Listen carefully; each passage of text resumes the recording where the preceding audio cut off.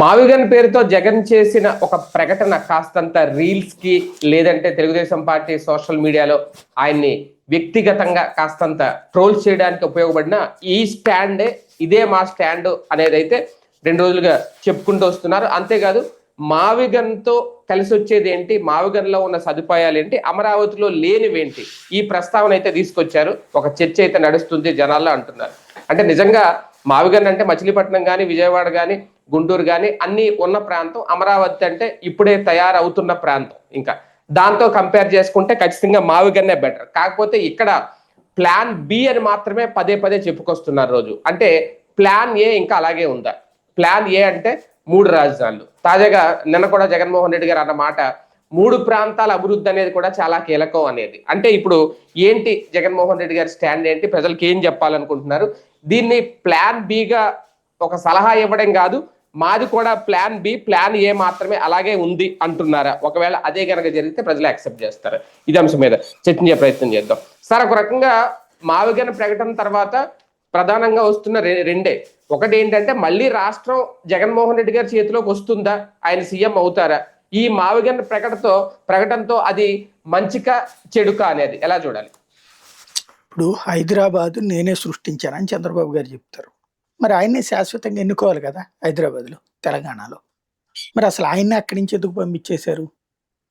ఇప్పటికి కూడా చంద్రబాబు వల్లే హైదరాబాద్, చంద్రబాబు వల్లే హైదరాబాద్ అనేది మనల్ని అందరినీ నమ్మమంటారు, తెలంగాణ వాళ్ళని కూడా నమ్మమంటారు. అక్కడ కొంతమంది నమ్ముతారు, కానీ అందరూ నమ్మట్లేదు. మరి అందువల్ల ఏమైంది? తెలుగుదేశం అక్కడి నుంచి తుడుచుకుపోయింది. కాబట్టి ఒక విధానం మనం చెప్పుకున్నంత మాత్రం జనం మన పేరే చెప్తారు అనేటటువంటిది ఒక అమాయకత్వం. ఆ అమాయకత్వంలో, ఆ భ్రమలో మనం బ్రతకచ్చు, జనం బ్రతకరు. హైదరాబాద్ అనేటటువంటి ప్లేస్లో తెలుగుదేశం లేకుండా చేశారు అక్కడ పబ్లిక్. చివరికి కాంగ్రెస్ రూపంలో వెళ్ళి మళ్ళీ తెలుగుదేశం అక్కడ ఉండాల్సినటువంటి పరిస్థితి వచ్చింది. అంటే అక్కడ ఏం సాధించినట్టు?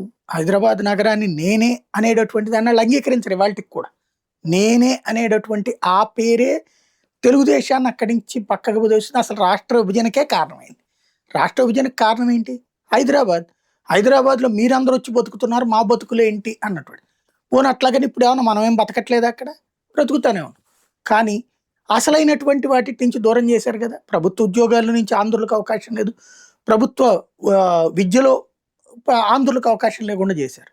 అంటే మనం తీసుకెళ్ళి చంద్రబాబు గారు చెప్పినట్టు, ఆయన చెప్పినట్టుగానే అనుకుందాం, పోనీ దాదాపు 15-20 లక్షల కోట్ల రూపాయలు హైదరాబాద్ మీద పోసి చివరికి ఏం చేసి వచ్చామంటే వాళ్ళకి ఇచ్చేసి వచ్చాం. ఆంధ్ర ప్రాంత వ్యాపారాలను తీసుకెళ్ళి వాళ్ళకి ఇచ్చేసి వచ్చాం. ఆ భ్రమలని అర్థం చేసుకోకుండా ఇవాళకి కూడా ఒక విచిత్రమైనటువంటి ప్రపంచంలో తిరుగుతున్నాం. ఇప్పుడు నిన్న చంద్రబాబు గారే అంటున్నారు సిఆర్డిఏనే ఆయన చెప్పే మావిగన్ ఇది ఎప్పుడో చేసామని. మరి అది సిఆర్డిఏగా ఎందుకుంది? అమరావతిగా ఎందుకు పెట్టట్లేదు? బయట వాళ్ళు ఎవరు చెప్పక్కర్లేదు, చంద్రబాబే చెప్పారు కదా, నా 29 గ్రామాలతో ఊరంటే మున్సిపాలిటీ అని. మరి ఎవరి ఒత్తిడికి లొంగి ఆయన 29 గ్రామాలను అమరావతి అంటున్నారు? ఎవరి ఒత్తిడికి లొంగి విజయవాడ, గుంటూరుని కలపట్లేదు? ఎవరి ఒత్తిడికి లొంగి సిఆర్డిఏ పరిధినంత నగరం అంటలేదు? ఇదివరకు సిఆర్డిఏ పరిధి అంతా నగరం అన్నారు కదా, ఇప్పుడు మళ్ళీ నగరం అంటే వేరు, పంచాయతీ వేరు, మున్సిపాలిటీ వేరంటే ఎవరి భ్రమలు కల్పిస్తున్నారు? ఎవరు మోసం చేస్తున్నారు? ఆయన ఆ మోసం జగన్కి బెనిఫిట్, ఆయన చేస్తున్నటువంటి అసందిగ్ధ ప్రకటనలు జగన్కి బెనిఫిట్. ఇప్పుడు జగన్ని తిట్టిపోసే తెలుగుదేశం వాళ్ళని చెప్పమనండి. అమరావతి 29 గ్రామాలకే పరిమితం అయితే 1 కోటి మంది జనాభా 29 గ్రామాల్లో సర్వైవ్ అవుతారా? బ్రతుకుతారా? సాధ్యమవుతుందా? అది హైదరాబాదు, చెన్నైలతో పోటీ పడడం సాధ్యమవుతుందా? లేదా 29 గ్రామాల్లో భూములు కొనుక్కున్నోళ్ళు సంపాదించుకుంటారా? ఇది ఇప్పుడు తెలుగు వాళ్ళందరి దగ్గర చర్చ. 29 గ్రామాల్లో భూములు కొనుక్కున్నోడు సంపాదించుకోవడం కోసం రాజధాని, లేకపోతే రాష్ట్ర అభివృద్ధికి కావలసినటువంటిది హైదరాబాదు, చెన్నై, బెంగళూరు అనే ఒక ప్రధాన నగరాలు మన చుట్టూ ఉన్నప్పుడు వాటితో పోటీ పడగలిగేటటువంటి నగరాన్ని తయారు చేయడమా? ఇక్కడ ఆ వైఫల్యం, ఇక్కడ జగన్కి బెనిఫిట్.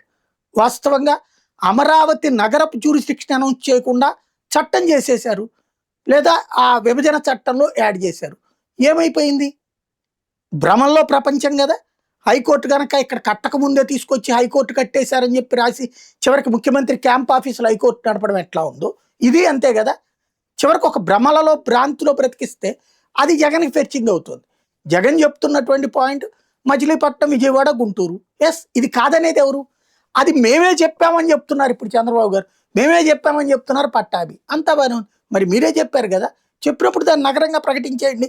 అప్పుడు ఆయన మావిగన్ పోయి అమరావతి, ఆ మచిలీపట్నం, ఈ సిఆర్డీఏ పరిదంతా అమరావతి అనేది అదే. ఇప్పుడు అది చేస్తే జగన్కి క్రెడిట్ వెళ్ళిపోతుంది, మళ్ళీ నా క్రెడిట్ అమరావతి అన్నది పోతుంది అన్నటువంటి ఫీలింగ్ లో ఉన్నారు. మావిగన్ జగన్మోహన్ రెడ్డి గారు చేసిన ప్రకటన ప్రాక్టికల్ గా దగ్గరగానే ఉందా సార్? లేదు అంటే ఇప్పుడు అమరావతి కాదని ఒక ప్లాన్ బి ఏదో ప్రతిపక్షంలో ఉండో సలహా ఇచ్చినట్టుగా మాత్రమే ఉందా? జగన్ చెప్పే దాంట్లో ఒక అస్పష్టత ఉంది. నువ్వు ప్లాన్ బి అనేది ఇంతకు ముందు ఎప్పుడు చెప్పలేదు, ఇప్పుడు ఆయన ఈ మాట అన్నాక చెప్పాడు కాబట్టి అది జగన్ ప్లాన్ బి. అంటే ఇక ఆ క్రెడిట్ చంద్రబాబుకి పోనీయకుండా ఉండటం కోసం ఆల్టర్నేటివ్ గా మాట్లాడుతున్నట్టుంది, కానీ స్థిరమైన ప్రణాళికతో మాట్లాడుతున్నది లేదు. కాకపోతే ఆయన తరపున ఉన్నటువంటి మాట్లాడేవాళ్ళు కొంతమంది బుర్ర ఉన్నటువంటి వాళ్ళు ఇవన్నీ తయారు చేసి జగన్కి ఇస్తున్నారు ఇప్పుడు. అంటే జగన్ ని చేసిన ప్రకటనని కరెక్టే అని చెప్పడం కోసం కొంతమంది వాళ్ళ దాంట్లో ఇంటలెక్చువల్ టీం ప్రయత్నిస్తోంది. అయితే మచిలీపట్నం, విజయవాడ, గుంటూరు కలిపితే నగరం అభివృద్ధి చెందుతుందా అనేది ఇక్కడ అది కూడా $1 మిలియన్ ప్రశ్నే. కలిపితే అభివృద్ధి చెందుతుంది, అది కూడా ఇమ్మీడియట్ గా ఏం సాధ్యం కాదు. అయితే ఇక్కడ జగన్ చెప్పాల్సింది ఏంటి క్లారిటీ అంటే, నువ్వు అమరావతి అని చెప్పబడుతున్న 29 గ్రామాల్లో ఉన్నవి ఉండనిస్తావా, ఉండనివా, అక్కడ పరిపాలన చేస్తావా, చేయవా, మళ్ళీ ఇక్కడ కడతావా, మళ్ళీ డబ్బులు తగలేయడమే కదా. నువ్వేం చెప్పాలి, జగన్ ఏం చెప్పాలా, అయ్యా అక్కడ అడ్మినిస్ట్రేషన్ పెడుతున్నాడు, ఎస్ మేము కూడా అడ్మినిస్ట్రేషన్ కంటిన్యూ చేస్తాం, అభివృద్ధి పరంగా మావిగన్ తయారు చేస్తాం, ఈ ముక్క చెప్పాలి. నువ్వు అట్లా కాకుండా ఇప్పుడు మళ్ళీ కొత్తగా కడతానంటే ఇప్పుడు అక్కడ పోసింది తగలేస్తారా? ఇప్పుడు అక్కడ దాదాపు 45-50 వేల కోట్లు ఖర్చు పెడుతున్నారు, ఇంకొక 20-30 వేల కోట్లు చంద్రబాబు ఉండగానే కనీసం 70-80 వేల కోట్లు ఖర్చు పెడతారు. ఆయన $3 ట్రిలియన్ ఖర్చు పెట్టాలన్నారు నిన్న ఎక్కడో మీటింగ్ లో. $3 ట్రిలియన్ అంటే ఏమన్నా ఆశామాషి? భారతదేశ బడ్జెట్ ఎంత అనుకుంటున్నారు? అదే భారతదేశం జీడిపినే $4.5 ట్రిలియన్. అట్లాంటిది అక్కడ $1 ట్రిలియన్ అని చెప్పి కేంద్రం అంటుంది, మేము $3 ట్రిలియన్ అంటున్నాం అన్నది వీళ్ళే వైసీపీ వాళ్ళే ప్రొజెక్ట్ చేస్తున్నారు చంద్రబాబు గారి స్పీచ్ ని, అట్లాగే వివిధ ప్రదేశాల్లో ఆయన మాట్లాడిన మాటల్ని. సరే అంత చెయ్యలేరు, కానీ ఇప్పుడు 70-80 వేల కోట్లు తీసుకొచ్చి తగలేసి రోడ్లు పోసి కాలువలు కట్టి, భారతదేశంలో ఎక్కడా కూడా రాజధాని కోసం ఎత్తిపోతలు కట్టింది మొట్టమొదటి రాజధాని కాబోతుంది. అదొకటి రికార్డు, వరల్డ్ రికార్డు. వరదల్లో వచ్చేస్తే అని తెలిసి ఆ ప్రదేశాన్ని ఎంపిక చేసి వరదలనే దారి మళ్లించే రాజధానిగా కూడా రికార్డు ఉంటుంది. దానికోసం ఎత్తిపోతల పథకాలు, దానికోసం రిజర్వాయర్లు కట్టేది. వాస్తవంగా ఆల్రెడీ ఉన్న నగరాలకి వరదలు ముంపు వస్తుంటే దానికి ఆల్టర్నేటివ్ కట్టడం వేరు, కానీ నగరం లేదు, నగరం కడదాం అనుకుంటున్నాం, ఆ నగరానికి వరద ముప్పు ఆల్రెడీ ఉంది, ఆ ముంపు నివారణకి ముందుగా మేము ప్రాజెక్టులు కట్టి ఆ పైన నగరం కడతాం అనేటువంటిది కూడా ఓ విచిత్రం. ప్రపంచంలో ఎక్కడా లేదు అట్లాంటి ఇంతవరకు. అది ఒక ఇక్కడ మనదంతా దరిద్రం ఏంటంటే, చదువుకున్నటువంటి మూర్ఖులు, చదువుకున్న సన్నాసులు ఎక్కువ ఉన్నారు మనకి తెలుగు వాళ్ళలో. కాబట్టి నిర్మాణాత్మక ఎవడు ఆలోచించట్ల. రాజధాని కావాలన్నప్పుడు సెంట్రస్ పాయింట్ అన్నప్పుడు కరెక్ట్, నువ్వు విజయవాడ, గుంటూరు, అమరావతి ఇదంతా కలుపు ఒకటి, లేదా జగన్ చెప్పినట్టు మచిలీపట్నం, విజయవాడ, గుంటూరు, అమరావతి ఇవన్నీ కలిపి అని చెప్పు. కానీ ఇటు ఈయనేమో అసలు అబ్బెబ్బే సెల్ఫ్ సస్టైనబుల్ ప్రాజెక్ట్ అంటాడు, 1000 కోట్లు అప్పు తెచ్చిపోస్తాడు. అట్లాగే వరద ముంపు లేదు, కానీ కృష్ణానది ముంపు లేదు, వేరే ముంపు ఉన్న దాన్ని మేము నివారణ చేస్తాం, దానికోసం దాన్ని ఏంటి సొరంగాల, దాని పేరేంటిది, రిజర్వాయర్లు కట్టి వరద నీళ్ళు అందులో పోస్తాం, రిజర్వాయర్ ఎత్తిపోతల పథకాల ద్వారా వరద నీళ్ళని అవతలకు పోస్తాం, నగరం ఆ తర్వాత కడతాం. ఏంది ఇది? సెక్రటేరియట్లు కడతాం, ఎన్ని 25 టవర్లు 50 టవర్లు, నువ్వు 100 టవర్లు కడదాం, 100 అంతస్తులు కడదాం సెక్రటేరియట్. ఏం మంత్రులు ఏమన్నా ఆడే కూర్చుని కాపురం చేస్తారే? నాకు అర్థం కాల. ఏంటి మార్పు అక్కడ? మంత్రులు రోజు సచివాలయంలోనే కూర్చుంటారా? ఇంకోటి, ఆ మంత్రుల క్వార్టర్స్ అక్కడ కడతారు, బాగానే ఉంది, రోజు మంత్రులు అక్కడే ఉంటారా? ఎమ్మెల్యేల క్వార్టర్స్ కడతారు, రోజు అక్కడే ఉంటారా? ఇక అసెంబ్లీ నియోజకవర్గాలు వాళ్ళు ఎలా దగ్గరికి పోరా? ఏంది ఎన్ని స్టేట్మెంట్లు ఏంటి? ఇది దీంతో ఏదో జరిగిపోతుంది, అధికారులు అక్కడే ఉంటారు, దాంతో అద్భుతం జరిగిపోతుందంట. పొద్దునుండి రాత్రి దాకా, రాత్రి పగలు 24 గంటల సంతకాలు పెడతారనుకున్నాం. ఏమవుతుంది? ముందు ఇక్కడికి ఇన్వెస్ట్మెంట్ రావాలి కదా, ఒక హైదరాబాద్ అవ్వాలి, ఒక ఇది రావాలి అంటే ముందు ఇక్కడికి వచ్చి ఫస్ట్ అసలు ఇవాళ ఈ ఓ ఉపన్యాసాలు ఇచ్చేవాళ్ళు, నా కూతురికి అమరావతి అబ్బాయికే ఇచ్చి పెళ్లి చేస్తా, నా కొడుకు అమరావతిలోనే ఉద్యోగం చేపిస్తాను అనమనండి వీళ్ళందరినీ. ఎక్కడెక్కడో వీళ్ళోళ్ళు అందరూ ఉన్నారు కదా, బెంగళూరులోను, చెన్నైలోను, హైదరాబాదుల్లోను, లేకపోతే గురుగావుల్లోను, అమెరికాలో ఉన్నోళ్ళు వాళ్ళందరూ అదంతా ఆఫ్టర్ ఆల్ అమరావతి అమెరికా కంటే గొప్పది అని చెప్పి అక్కడంతా ఉద్యోగాలు మానేసి వ్యాపారాలు మానేసి ఇక్కడికి వచ్చి పెట్టమనండి అమరావతిలో, దెన్ మాట్లాడమనండి. అది అట్లా కాకుండా మీరేమో దర్జాగా పెద్ద పెద్ద నగరాల్లో బతుకుతారు, ఇది మాత్రం ఎదగకుండా ఇట్లాగే నాశనం అవ్వాలని కోరుకుంటారు. ఇది ఎక్కడ శాడిజమో అర్థం కాదు. వాళ్ళు ఇది బాగుపడాలని కోరుకుంటే అరే బెజవాడ గుంటూరు కలపోయా అని చెప్పాలి. లేదు జగన్ చెప్పినట్టు మచిలీపట్నం కూడా కలిపిపోయేదే ఉందంట అని చెప్పు నువ్వు. దీని మొత్తానికి మావిగనని కాకుండా అమరావతి అని చెప్పు నువ్వు. అలా చెప్పకుండా జగన్ చెప్పాడు కాబట్టి నాశనం అయిపోతుంది, చంద్రబాబు పెట్టాడు కాబట్టి నాశనం చేస్తాం. వీళ్ళు అందరికి మంచి చేస్తున్నారు, వీళ్ళు చెడు చేస్తున్నారా? ఇది $1 మిలియన్ ప్రశ్న. సార్, జగన్ గారి 3 రాజధానుల కాన్సెప్ట్ ఇంకా అలాగే ఉందా? ఈ మధ్యన ఇది ప్లాన్ బి, అది ప్లాన్ ఏ అలాగే ఉంచాం, 3 రాజధానులు మొన్న కూడా అన్నారు 3 ప్రాంతాల అభివృద్ధి అనేది తప్పనిసరి అంటే మళ్ళీ 2 పడవల మీద కాళ్ళు వేస్తున్నారని ప్రజలు అనుకోరా? నాకు తెలిసి అతను ఇంకా కొత్తగా చేయగలిగేది ఏమీ లేదు. బేసిక్గా హైకోర్టు మార్చాలి, అక్కడికి హైకోర్టును మార్చడం ఇతని చేతుల్లో లేదు. సుప్రీంకోర్టు ఒప్పుకోవాలా, కేంద్ర ప్రభుత్వం ఒప్పుకోవాలా. వీళ్ళే రేపు మాపు నాకు తెలిసి వీళ్ళు దిగేలోపు అక్కడ బెంచ్ పెట్టబోతున్నారు. కర్నూలులో హైకోర్టు బెంచ్ పెడతారు, తద్వారా ఎలక్షన్స్లో పెట్టాలన్నది వీళ్ళ ప్లానింగ్. ఇది నెంబర్ 1 ఆస్పెక్ట్. అట్లాగే ఇక వైజాగ్ ఆ కమర్షియల్ క్యాపిటల్ అనే పదంతోనే కాలక్షేపం చేస్తారు వీళ్ళు. అంతకు మించి వైజాగ్లో ఏమీ పెట్టరు వీళ్ళు. జగన్ వచ్చినా ఇంకా ఏం చేయలేడు అక్కడ.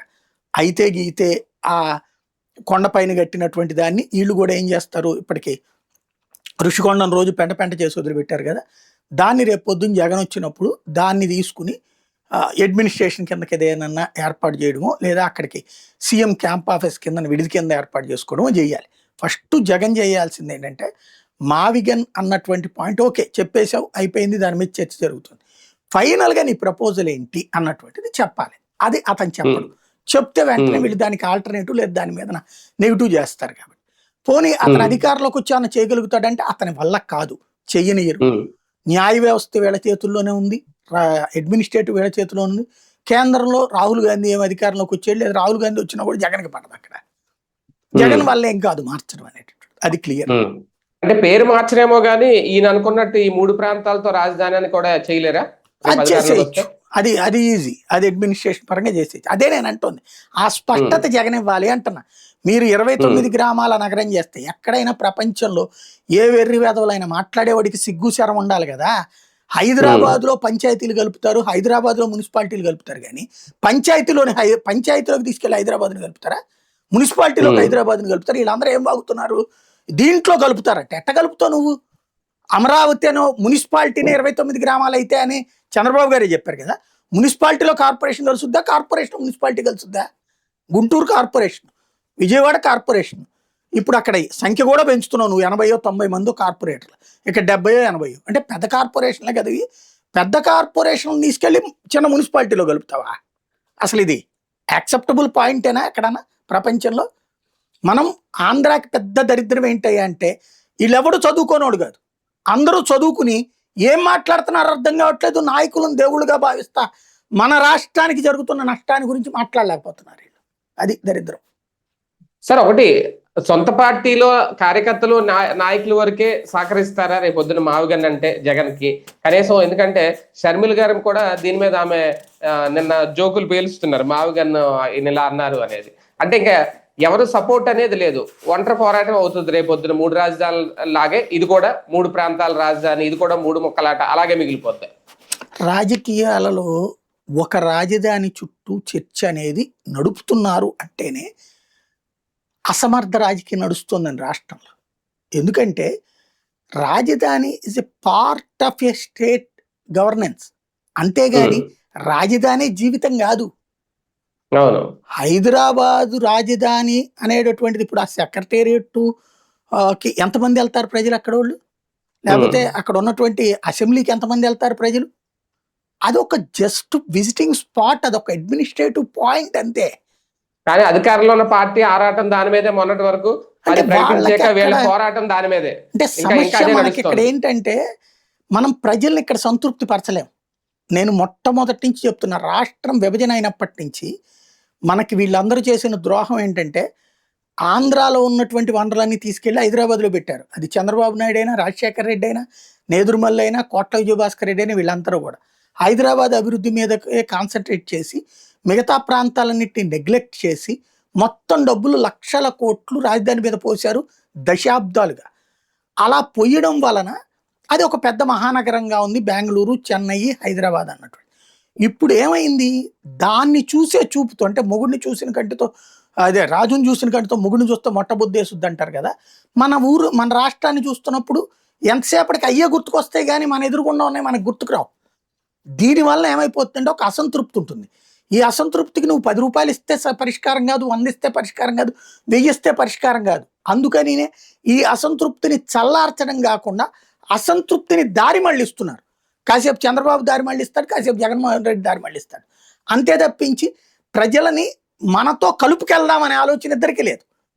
మా కార్యకర్తలు కలిసి వెళ్తే సరిపోతుంది, మా మీడియా కలిసి వస్తే సరిపోతుంది, ప్రజల్ని వాళ్ళే గొర్రెలాగా తీసుకొస్తారనే ఫీలింగ్లో ఉన్నారు. ప్రజలలో అసంతృప్తి చల్లారాలంటే ఈ నాయకులు బాధ్యతాయుతమైనటువంటి మాటలు మాట్లాడాలి. ఏమయ్యా మనకి రాష్ట్రాన్ని నాశనం చేసి ఇచ్చారు కాంగ్రెస్ వాళ్ళు, సరే పార్టీ పేరు చెప్పక నాశనం చేసి విడదీశారు కాబట్టి ఇదిగో మనం మొదట ఈ 4 అడుగులు వేస్తాం, తర్వాత ఈ 4 అడుగులు వేస్తాం, ఇట్లా అనేది మనల్ని సైకలాజికల్గా సిద్ధం చేయాలి. అలా కాకుండా ఎంతసేపటికి నేను చేసేస్తే నేను హైదరాబాద్ను 5 ఏళ్లలో హైటెక్ సిటీని తెచ్చేసేసి ఎరగదీసేసాను ఆయన చెప్తాడు. హైటెక్ సిటీ ఏంది, అంతకుముందు హైదరాబాద్ ఏమన్నా అడుక్కుదంటుందా, లేకపోతే ఆ తర్వాత ఏమన్నా ఈయన వచ్చేసిన తర్వాత ఏమన్నా అడుక్కుదంటుందా? దాని తాత లెక్క బతుకుతున్నది. కాబట్టి ఒక నగరపు అభివృద్ధిలో నీదొక పాత్ర. ఒక ముఠామేస్త్రివి నువ్వు, ముఠామేస్త్రి నేనే బిల్డింగ్ అని నాదే బిల్డింగ్ అని చెప్పుకున్నట్టు ఉంటుంది.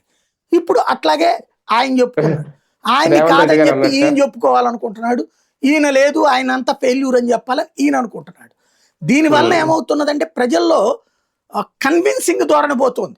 మన దరిద్రం ఏంటంటే మీడియా ఇదివరకు ఎట్లాంటి ఎడిటోరియల్ కాలం రూపంలో రాసి ప్రజల్ని సైకలాజికల్గా ప్రిపేర్ చేసేది. కానీ మీడియానేమో అమ్ముడైపోయిందా, లేకపోతే రాసే జర్నలిజమే చచ్చిపోయిందో, ప్రజల్ని కన్విన్స్ చేయలేకపోతున్నారు వీళ్ళందరూ. దాని ఫలితమే రాజధాని చుట్టూ జరుగుతున్న చర్చ.